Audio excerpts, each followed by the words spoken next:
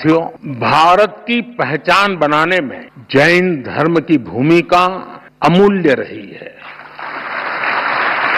हम इसे सहेजने के लिए प्रतिबद्ध हैं। मैं नहीं जानता हूं आप में से कितने लोग नया संसद भवन देखने गए होंगे, और गए भी होंगे तो ध्यान से देखा होगा कि नहीं देखा होगा।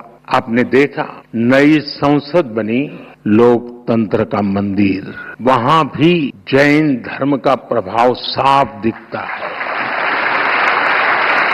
जैसा ही आप संसद के नए भवन में शार्दुल द्वार से प्रवेश करते हैं तो स्थापत्य गैलरी में सम्मेद शिखर दिखता है। लोकसभा के प्रवेश पर तीर्थंकर की मूर्ति है। ये मूर्ति ऑस्ट्रेलिया से लौटी है। संविधान गैलरी की छत पर भगवान महावीर की अद्भुत पेंटिंग है। साउथ बिल्डिंग की दीवार पर सभी 24 तीर्थंकर एक साथ हैं।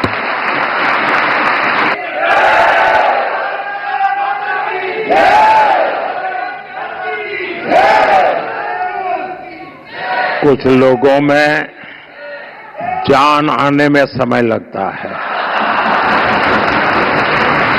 बड़े इंतजार के बाद आता है, लेकिन मजबूती से आता है। ये दर्शन हमारे लोकतंत्र को दिशा दिखाते हैं, सम्यक मार्ग दिखाते हैं।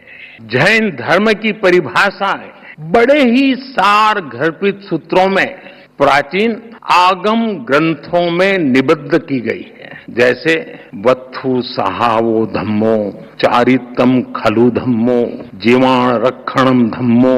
इन्हीं संस्कारों पर चलते हुए हमारी सरकार सबका साथ, सबका विकास के मंत्र पर आगे बढ़ रही है। जैन धर्म का साहित्य भारत के बौद्धिक वैभव की रीढ़ है।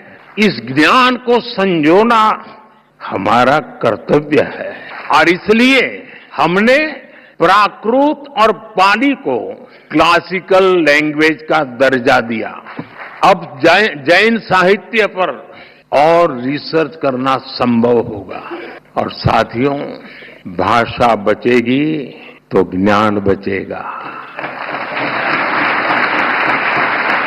भाषा बढ़ेगी तो ज्ञान का विस्तार होगा। आप जानते हैं, हमारे देश में सैकड़ों साल पुरानी जैन पांडुलिपियां, मैन्युस्क्रिप्ट्स हैं। हर पन्ना इतिहास का दर्पण है, ज्ञान का सागर है। समया धम्म मुदा हरे मुनि, समता में ही धर्म है। जो स्वयं जह बेसित जा, तेणो भवई बंधुगो। जो ज्ञान का गलत इस्तेमाल करता है वो नष्ट हो जाता है। कामो कसायो खवे जो, सो मुनि पावक कम जो। जो काम और कसायों को जीत लेता है वही सच्चा मुनि है।